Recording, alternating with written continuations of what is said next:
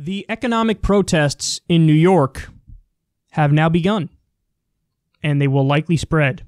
So here's a local news report about how billionaires were targeted for peaceful protests. The chants could be heard from Madison Square Park to Governor Cuomo's New York City office. We're here to ask Governor Cuomo to put an end to this inequality by taxing billionaires. New York State Senator Jessica Ramos sponsoring a bill that would tax New Yorkers making $1 billion or more to create a bailout for 1 million New Yorkers not able to receive federal aid. No 1 cent because I am documented. People like Sylvia Garcia, the undocumented and now unemployed factory worker, took part in a 24-hour sleep out and fast. The threat of homelessness too real for her.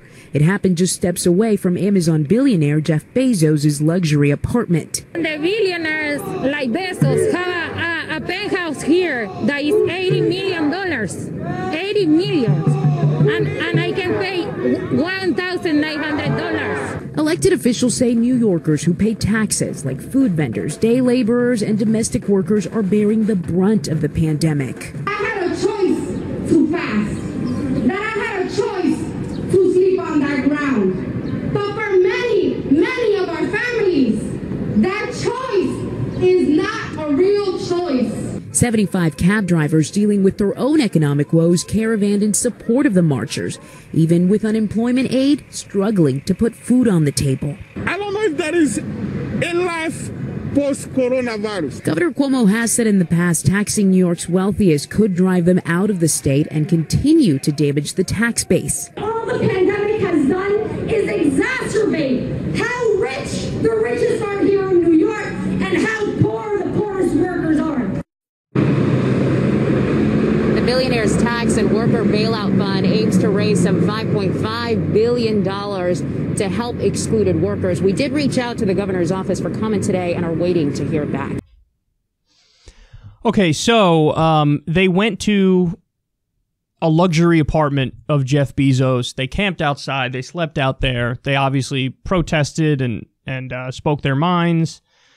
They want a billionaire's tax, and they want to use that money, $5.5 billion worth, to do a bailout of undocumented workers.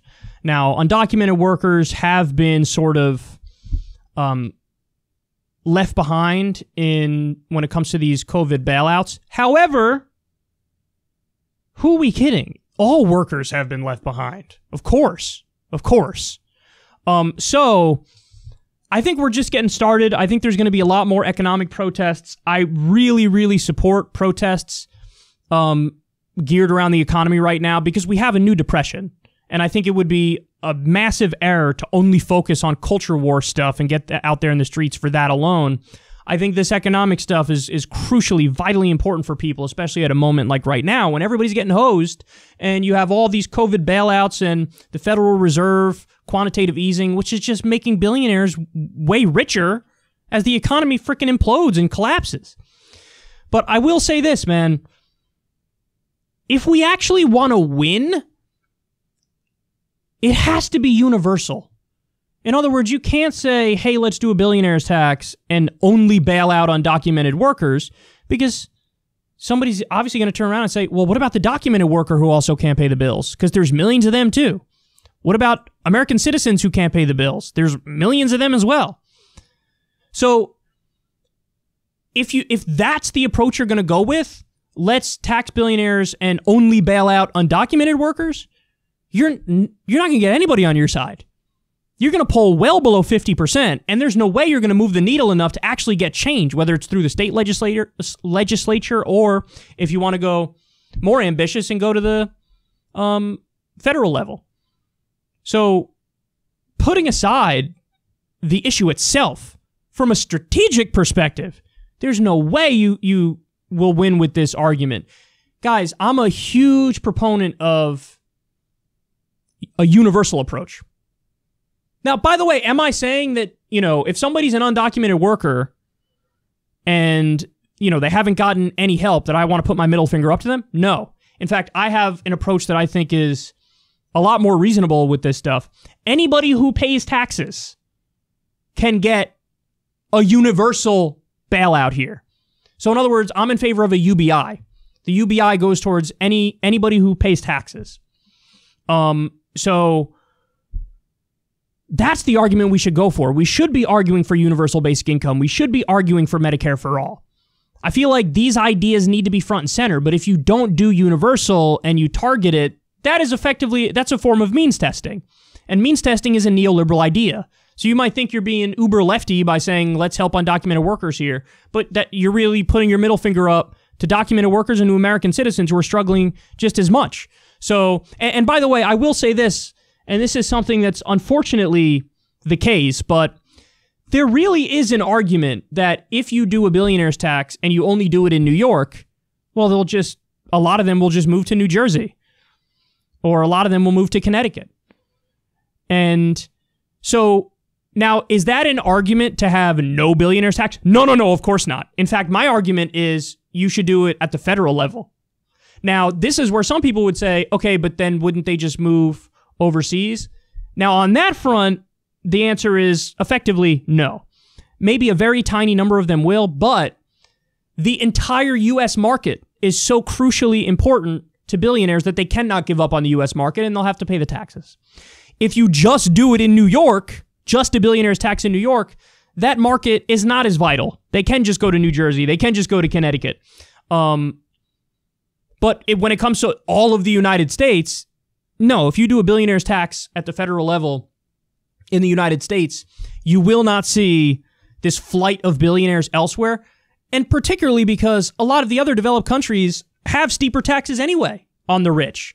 So what are they going to do? They're going to pick up and go to Canada where they will probably be taxed more overall? They wouldn't do that, would they? So in other words, to target it specifically in New York, I do think you would see perhaps a little bit of a flight effect, which overall could reduce the tax base. So I don't, or I should say reduce the tax revenue. So I don't think that the response, not just from Republicans, but also from moderate Democrats, I don't think it's factually wrong in this particular instance, but I differ from them massively because I would say just do the billionaire's tax at the federal level, not at the state level. But listen, man, overall, despite my little disagreements here and there with what's going on, we 100% need more economic-focused protests. Now, there's a pandemic, and I got triggered because so many people that were at that protest had the mask below their nose, which is like not wearing a mask at all. So we got to be careful. And, really everybody should socially distance and be as safe as humanly possible. But to the extent that people keep going outside and protesting, for the love of God, let's make it about universal basic income. Universal basic income. Let's make it about Medicare for all. This is the stuff it has to be about. Because we actually have a unique moment in history now where there is the opportunity, the possibility of change like this. Because remember, guys, the last time we got really radical change was when? The Great Depression, FDR, the New Deal. Things got so bad that they had no choice. They had to do something drastic. And that's the point we're at again right now. So I don't like the idea. It shouldn't be micro-targeted. Billionaires tax and only help the undocumented workers. No, it's got to be universal. We gotta go big and we gotta go strategic. So anyway, that's my breakdown of it. I think we're just getting started with these economic protests. I think they're going to keep coming and they're going to get bigger and bigger.